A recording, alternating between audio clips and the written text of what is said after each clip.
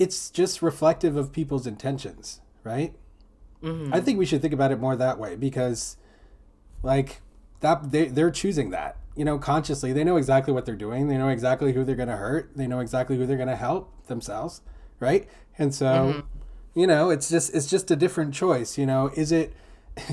I mean, we are. I don't think you should bring ethics into it, because, I mean, we live in America. You know what I mean? Like, this place. Well, I'll say it as a black trans woman, that's unethical. I'll say that right now. I will die on that hill. Okay, It's okay, all unethical to right. Well, me. I can I'll understand it stand from all that 10 toes perspective. on that. I said what I said. They can do what they want. They can, live in la la land all they want. But we know how we feel. We know how we black trans folks feel and whatnot. So like we see what they do and we see how they are.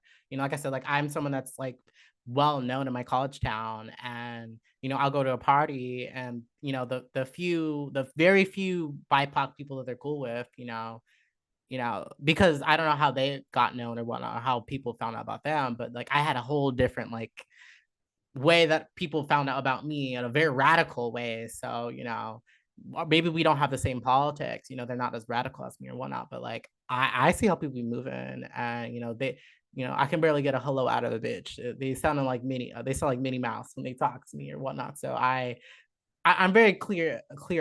I'm very aware of it. I'm very observant, and usually, like I might not say something to them or not, but I see how it goes down. So, and when I talk to other people of color, trans people of color, they've had the same experiences. So, you know, Oh yeah. um, I mean, I don't think there's any question that your experience is 100% as you described, and that what's happening is what's happening. What you're saying.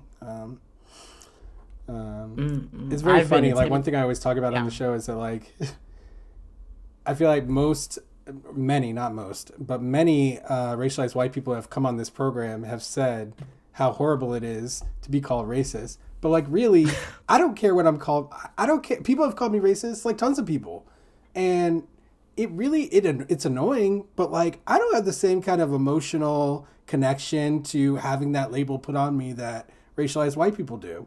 And it's like, when I bring that up to them, it's like the first time they've ever considered that there's some kind of divide there between our care about being labeled racist based on race. Well, let me say this. What I usually tell them is like, so you have more energy about being called racist than the racism itself.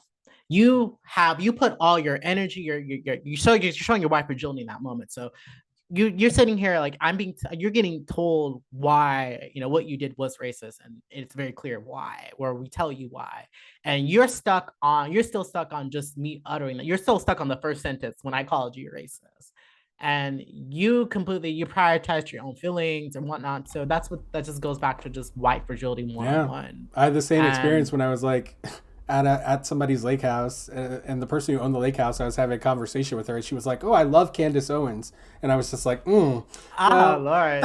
yeah." So I was just like, and she was like, "Oh, if you're black and gay," she's like, "Oh, you must have tons of opportunities, and this and that." And so I was Oh just like Lord. walking her through, like, let me just explain my life to you, and like, my recent life.